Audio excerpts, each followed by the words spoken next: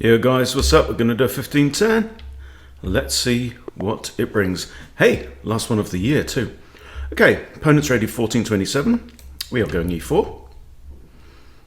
So this is a 7-9 game and we've got a Sicilian. So I'm going with my old favourite, I'm going with the Grand Prix. Sicilian players won't see this a lot. They'll see more open Sicilians, they'll see Smith-Morras, they'll see, what's that one? Is that the Alpin? I can't remember.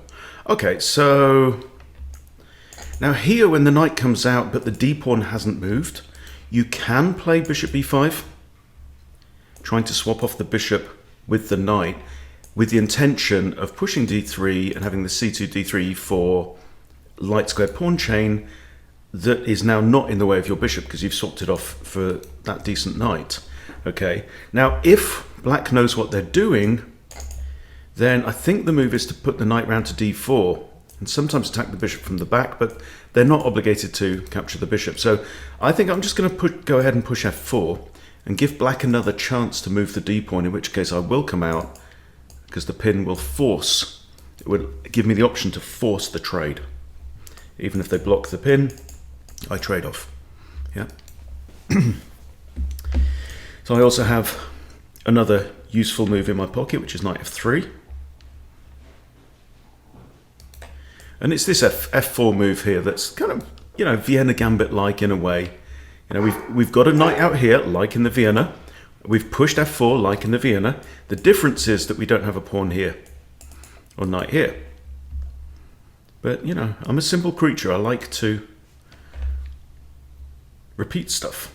I like to get positions that I'm kind of familiar with. Okay, so knight f3 now. He still hasn't moved the d-pawn. But I'm quite happy with my progression. Now the d-pawn moves. Okay, so now we have to consider. I've got this, pinning the knight and trading at some point. If I play this now and they take here, I've got this, or I can push e5. I kind of like the move e5.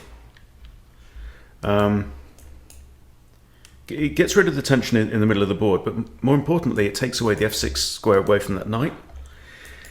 So if I push and then they push, another general idea is to bring the knight around here. Now it does get in the queen's way, because that's normally the queen's path out into the attacking side of the, you know, attacking on the king's side, but hey ho. So this, if takes, I can just recapture with a knight, and that's a nice central knight. This, if pushes, I'll be forced to bring the knight around, but it's still pretty good, and I can still push d3. So I think bishop b5 is playable. The question is pawn to e5 preferable to that? How much do we want to govern that square? And I think I'm going to go with this on the basis that it's a developing move.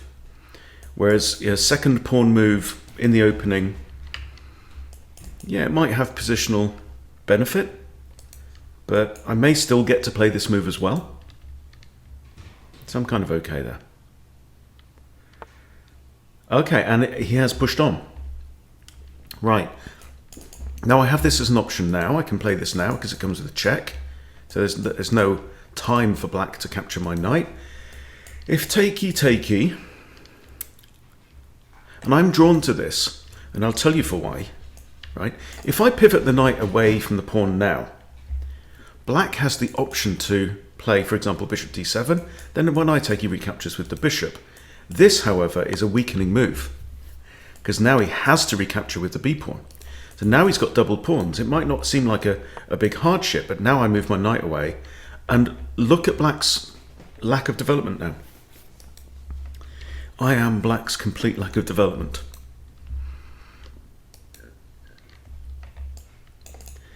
I am Jill's nipples. Some of you will know what I'm talking about.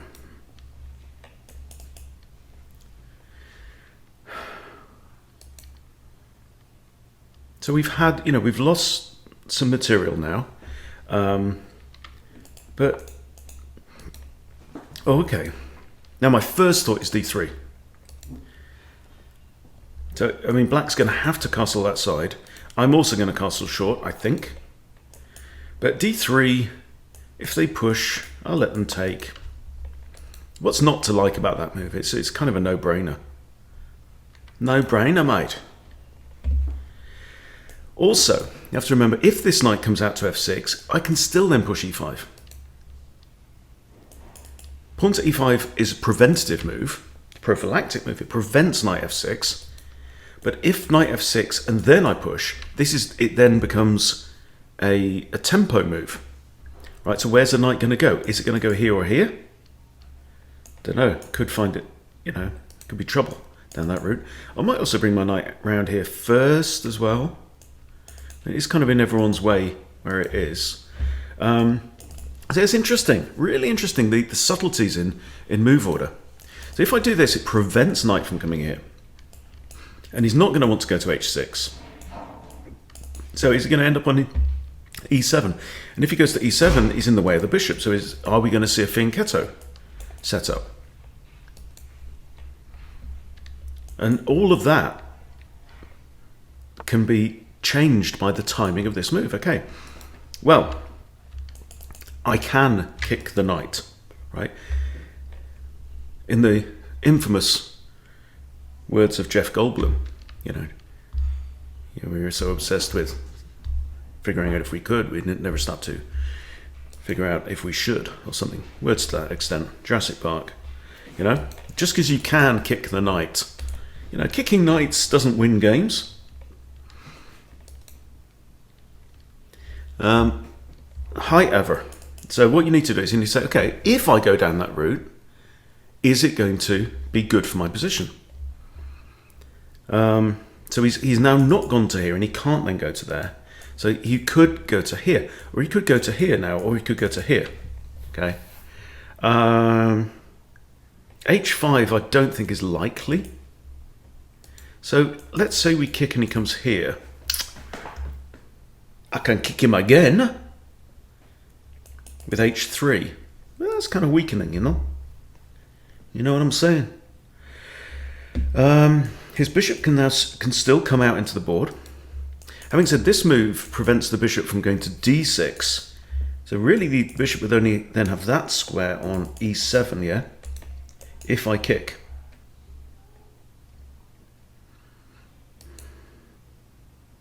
I am tempted to kick.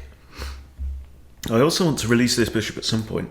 So if this pawn ever moves, then f5. But I think my instinct is saying castles. Line up the rook on the f-file. Maybe even think about getting queenie involved. I always have this. No one's taking that away from me. We shall see what the engine says at the end of the game. So 2 days to my big fat challenge starts on Monday, January 2nd. And I'm excited. I'm gonna measure my belly. I'm gonna measure it every week. That's gonna be my main guide of the progress of the reset. Could call it a diet. I have knight to e5 is possible. It's possible, this idea. Okay, see now he's put his bishop there. That bishop's not feeling terribly clever, is it? Now kick the knight. He could go back here. That's kind of ugly. Knight, and he could come here, or he could come here. But we are expecting this move, so I'm going to play queen e1. So I have the possibility of queen h4. The problem with queen h4 is, should the knight move, it comes with tempo, right? There's a discovered attack by the bishop. So he can just grab a pawn for free and then run away to safety. However, if I play knight g5 first, then this move doesn't work. So here we find ourselves in a fairly typical Grand Prix attacking situation, right? It's like we've got pieces lined up, we've got two knights on the side of the board, and we have to think, well, what is the plan? If queen here, I lose a pawn straight away, so that doesn't work. So maybe knight here. He might kick. And that ain't too bad. Knight here. Then queen here actually threatens mate if we can eliminate this knight here, see? So that's what I'm kind of thinking. I don't think bishop d2 has any logical purpose. And there's a stupid bishop over there. Look, let's all point and laugh. Okay, so knight g5. He may kick, which is not the end of the world. Excuse me, just fighting off a tiny little coldiness. Approaching, is this Korea? South Korea, yeah. 1427, bombard. Bombard. It's a French word.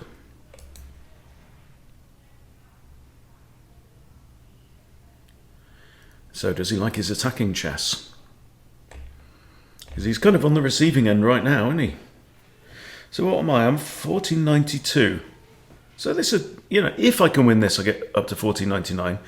Okay, so he's now looking at this. He's got two attackers. He's got a queue of attackers against that pawn there. If I take, he takes with the bishop. He's kind of improved his bishop. The only real other option is I can't defend with a knight. Can't defend with this knight, it's on the wrong colour square. The only other option I think is queen here or queen here to defend this pawn. I'm kind of drawn to queen g3. So then if he takes, I take, and again his bishop's looking kind of dumb, but I'm in the knight's way there as well. Or if I take and he takes, I can then hit the bishop again. He can't come back here. I think that, I don't know. Queen out is a developing move. It's not bad. Now he can do this. But then I can come over here. He can't take this pawn. Okay, let's do queen out. Again, just on the principled idea that I'm developing a piece. And this doesn't scare me too much. I'm just going to have to make sure that that pawn is defended by something cheaper than a queen, like a rook. You see how the pawn break has changed this bishop's prospects, as it was looking kind of stupid. But now it's looking a bit eviler. So, okay, so pawn takes. No way. Queen takes, that doesn't work. So pawn takes, and again his bishop's kind of, I mean, it's probably going to linger there on the hope of getting some cheap, you know, capture or something like that. But as long as I make sure that this pawn is defended, I could be alright though. If push, I can't put my knight here and defend the pawn. I'd like to defend it with the knight, that would be great. Okay, now he kicks the knight. Okay. And this is good because it actually moves the h-pawn in line with my bishop. So I'm thinking like knight h3. Knight here actually blocks the queen's defense of the pawn, so I'm just going to play that straight out. He could do this, then I just come here, I hit the knight, still defend the pawn. I think we're going to have this move at some point. f5 nearly always comes in the Grand Prix attack.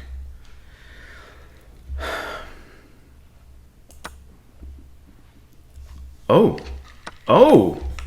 Didn't see that one now. So if I take, he takes the knight. Does kind of improve my pawn. He's then got a slightly evil looking thing here. Now, are there any other threats? He can't really go there. Yes, he's attacking my queen, I know that. I need to keep defending the pawn.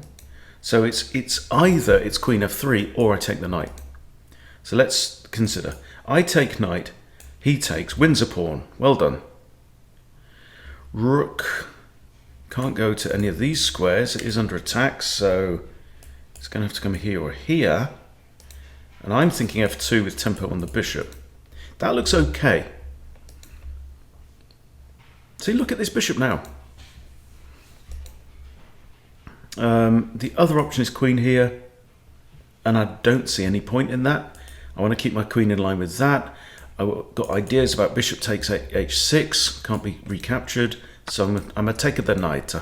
And when bishop captures, I'm playing rook f2. So that was a good spot, good tactic by my opponent there.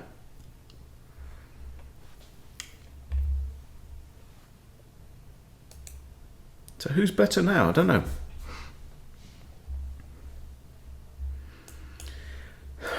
Bishop d2 blocks off this pawn. He might push d3 now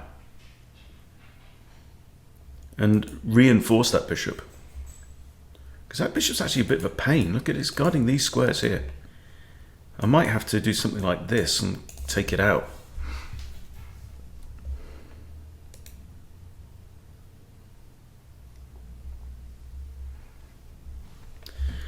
So let's have a sneaky look at my opponent's profile while he's having a think.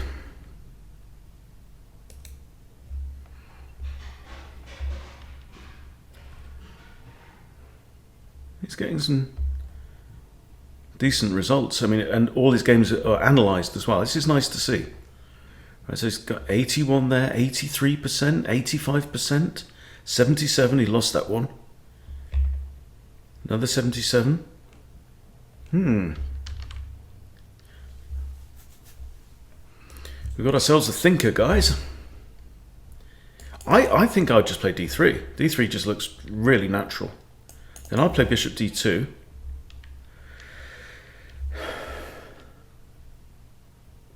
I want to move this pawn because I want to capture on there for sure. And that actually comes with the checkmate threat. But he has bishop here.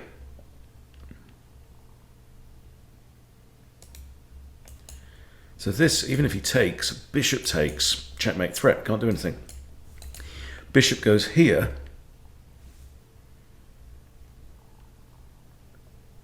I can push and attack the bishop with my pawn from here, right? So look, takes, I capture on h6, he puts bishop here, and then I hit the bishop with my pawn. He can't take because this pawn takes. That's actually a sequence. That is a thought. So do I even need to play bishop d2 in the meantime? Might need to, because, so if pushes and I push, he can push again, defended by the queen. Oh, yeah, we don't want that, do we, precious? So I think if d3, it's bishop d2, and then this idea comes. This is very, very common. When you've prompted your opponent to kick a piece with their h-pawn, is to use your queen's bishop. It's the same deal from the other side of the board, right? Queen's bishop, eyes down on that h-pawn once it's moved one square.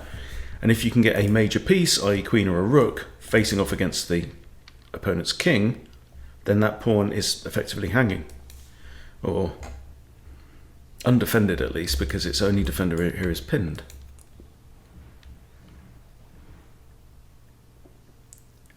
He's having a jolly good think about this one.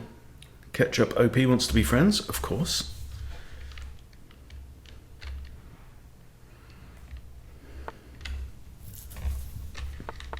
Hello. What's interesting about this is, now he doesn't have bishop to here, but he does have queen to here. So if I push, what's he thinking, is he? Oh, he wants to push the pawn with a discovery against rook and king.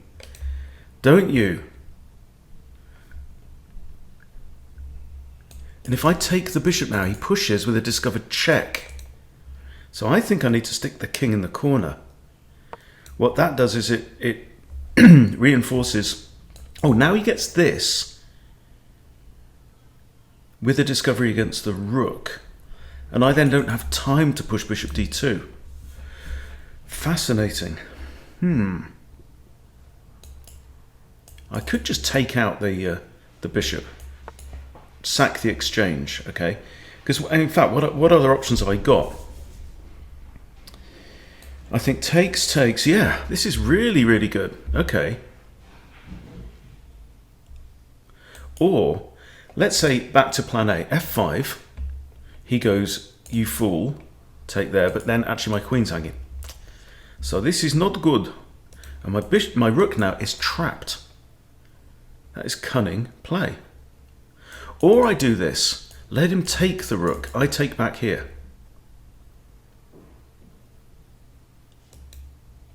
His pawn is then blocked. Or I take here, he takes with the pawn.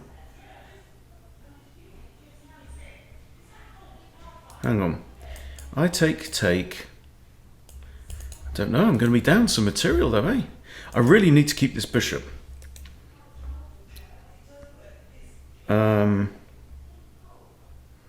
Well, I do this. He takes, and I then have to recapture, so...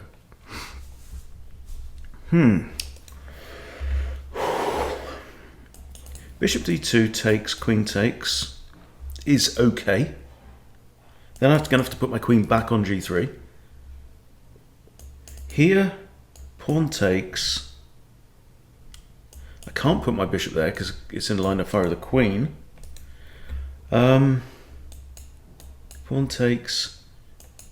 At least the queen's guarding the promotion square. Yeah, I don't know, feels like that's the best option. And when he takes back, I've got this now. Oh, are we worried about that? Are we worried about that, boys and girls?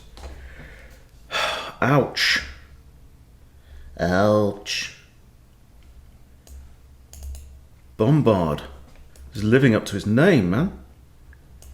Here, bishop takes, I take back. I think I might have to do that, you know. Queen here, I take queen, he gets another queen. I block with a knight. Damn it, Janet. This, queen comes in and attacks. I ignore it and move the bishop out the way. Queen d1, very good move. But I do have bishop d2 with a discovered attack by the rook on the queen. Yeah, I think I have to do that. But my opponent is playing out of his skin. This is really good. I love losing a good game. I have no problem with that whatsoever. I would love to have got this move in. If I could have got that move in, I'm not doing too bad, but being severely out-tacticked here. Okay, and that's the move.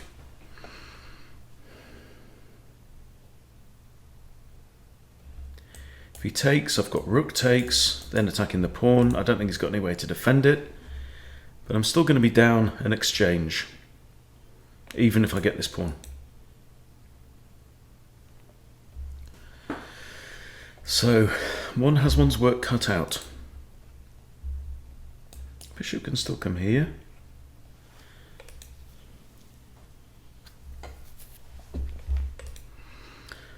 Fascinating stuff.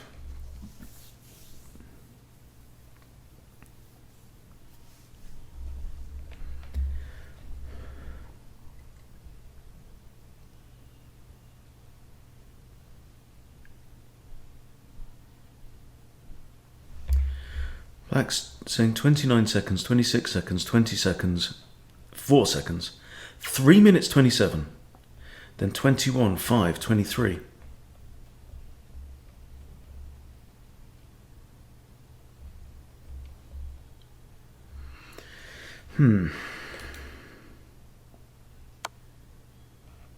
Okay. Rook. Because it comes to tempo on the pawn. My bishop can always come here, eyeing down on the g-pawn. I don't think he can defend this pawn. I need to watch out for back rank threats like this now.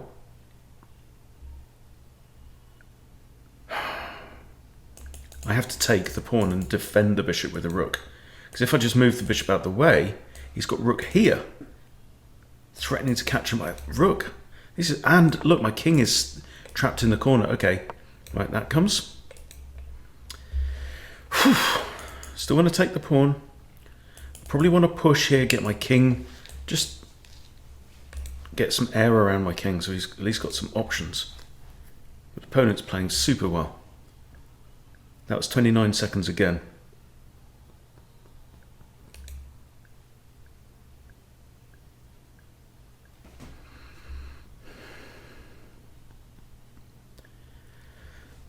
So for those of us who are interested in cheat detection, I'm not accusing my opponent of cheating here, by the way. But one issue is when you get a lot of moves taken in the same kind of time frame, this 29-30 second kind of deal, I have to give my king some luft here. My rook defends the back pawn there, that's okay. Defended, defended, defended. Rook defends, that's okay. It's going to come down to how useful can I make this horse. So yeah, if you go through, one good thing to do as well in your like forensic analysis is these moves that are all played around the same, this 30-second, 30-second moves. That one again, 25 seconds, right? When you compare the quality of moves to the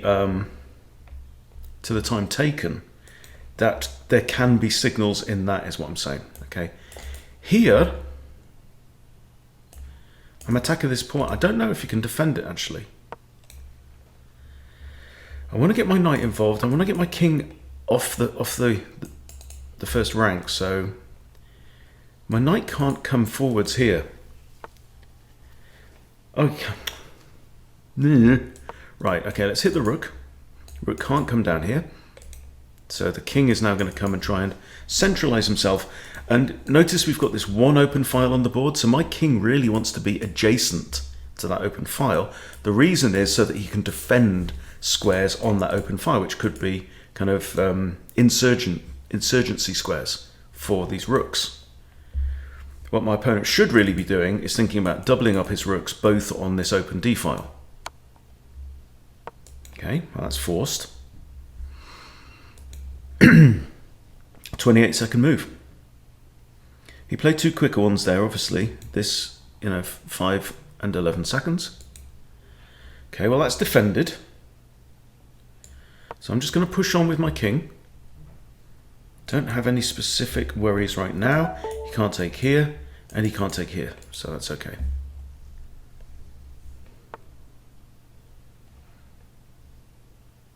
Right, now I can push, but then he's going to turn his attentions to this pawn.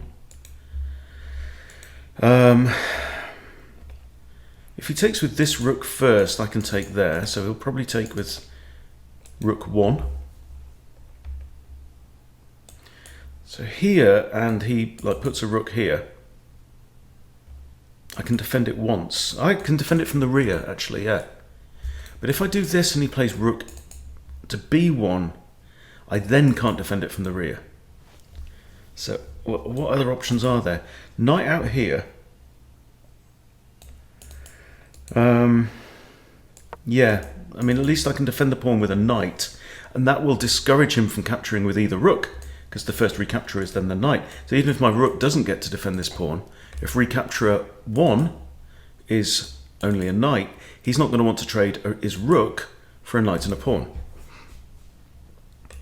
because then he's only one pawn in front, which would be, one of these two guys. You'd have 2-on-1 on the queen side.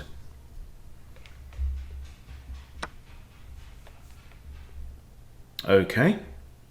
Well, oh, that's annoying. Ah, it's pinned against his pawn, look. Curses. Okay, I've got knight here. I can actually block it off. Which is kind of weird move, but looks pragmatic to me.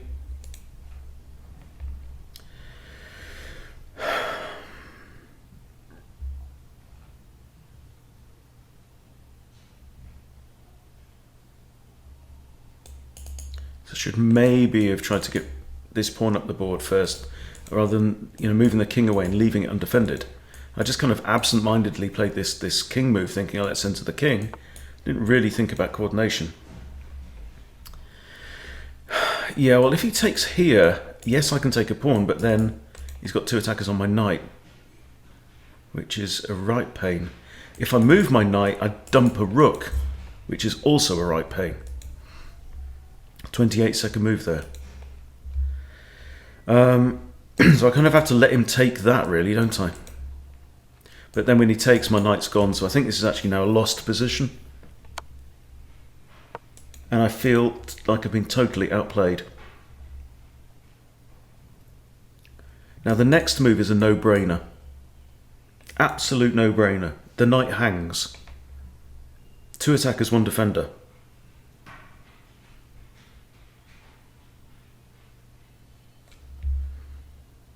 Why is he taking 20 seconds over it?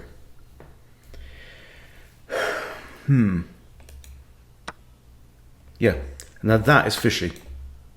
That is fishy. And now you just throw your pawn up the board, eh? Well, you don't actually. He can play pawn a5. Then I get a rook behind it. So it's interesting because we looked at his profile. I thought he's playing really well. Looked at his profile. He's analysing all his games. He's getting that consistent 70 to 80%.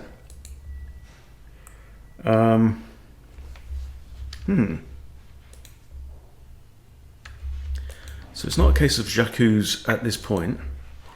I'm going to pull up. He's not winning every game, you know. So he lost that one with 69%. He lost that one with 59%.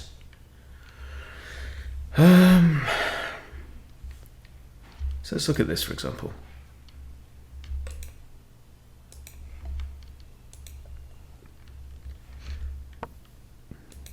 Has he made a move? He has made a move, and it's a decent one. Okay, if I give check, he's forced here. Yeah, I'm actually just going to resign that one because I'm more interested in looking at these. So here, he's played with a rating of 1800. Here's another one, played with a rating of 1600. And again, one more. So interesting stuff. Now the toggle charts thing isn't working for me, by the way. Chess.com text.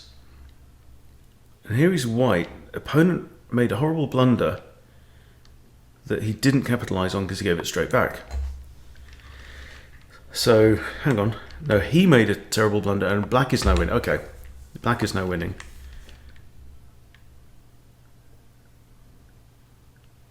Yeah.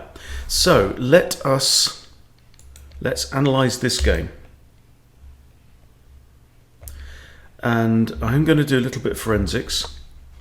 It's my own entertainment. 73% from him. I only played 64. So that wasn't great, but black made the only blunder in the game, bizarrely. Okay, I was doing all right, and then here I got... This was a blunder by my opponent.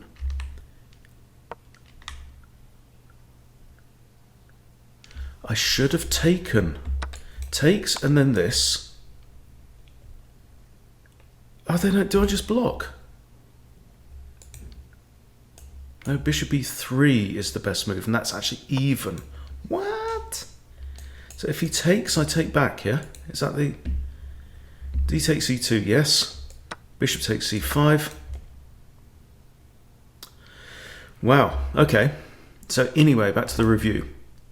So how strong were we? This is using the kind of new guest ELO. So I played like a 1200, wow. My opponent played just a little bit higher than this rating. And the toggle charts again just isn't working, which is a pain. Because then you get to see like the move difference. So I played 10 best moves, so did he. So best moves, okay. Okay, that's a mistake. Castles is a mistake, okay. Queen e3 was a mistake. Should have lifted the rook. Oh, these are all my key moves, not my opponent's. Right. So I should, yeah, that's interesting. So moves where he played really well. So he was like winning. That's a mistake from me. That was his blunder. Yeah. Then I move into the corner, which was wrong. Great move.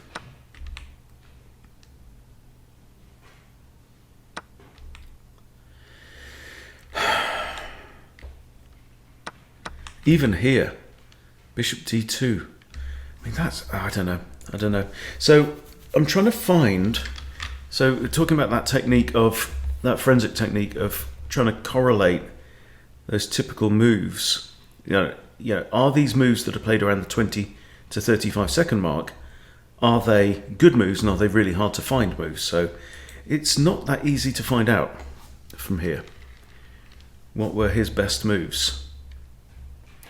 So he played two great moves, okay? So one of them is knight in here. Okay, so this one took me by surprise. Move 14 black. Let's go and have a look at move 14 black. 20 seconds, okay? Now that isn't to say that he had help for that move, it's just we're gathering evidence, okay? So there you go, there's a great move from him. Knight takes e4. Where's his other great move? It won't tell me, because it's not color coding his moves very well. It's only color coding mine. It's gone last book move for your opponent, but it's not showing the rest, which is a pain. Okay, so yeah, interesting stuff here. I don't really know what to think about this.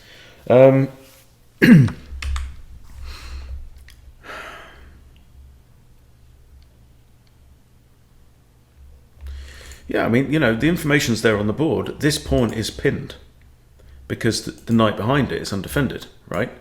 And then there's a rook. So if this pawn is pinned, it's not defending this pawn. So, you know, it's not for a 1400. This is not advanced tactics. It's just a good move. So there we are. There we are. But I tell you though, the one that baffled me, as we said live in the game, is okay. So let's just look at these last moves then. So here I should have pushed the pawn up. So he captures with the wrong rook. Okay. I block there, and that was just bad, because I've basically pinned my own knight now. And again, good move, but not the best. That's the best move. I go here. And now, okay, maybe he was just deciding which rook to take with. I don't know. But it's a no-brainer to take the knight. This was my issue, right? And this move, 34, 27 seconds. Again, it's in that 20 to 30 time bracket. So, I don't know. I will say I'm suspicious, but I'm not convinced and I'm not accusing, because there's not enough evidence, you know. And sometimes it's good just to be outplayed and say, look, I got outplayed. But and to learn from what your opponent did well, and also to try and learn from, you know, your own errors there. So it's definitely worth going through, but I think that's enough for one day, and a whole load of videos for 2022. We're going to keep going in 2023. Hope you've enjoyed the ride so far. We'll be hitting 10,000 subscribers quite soon, which is all good. So thank you all for your support this year. I look forward to more of the same in 23. Okay, see you soon.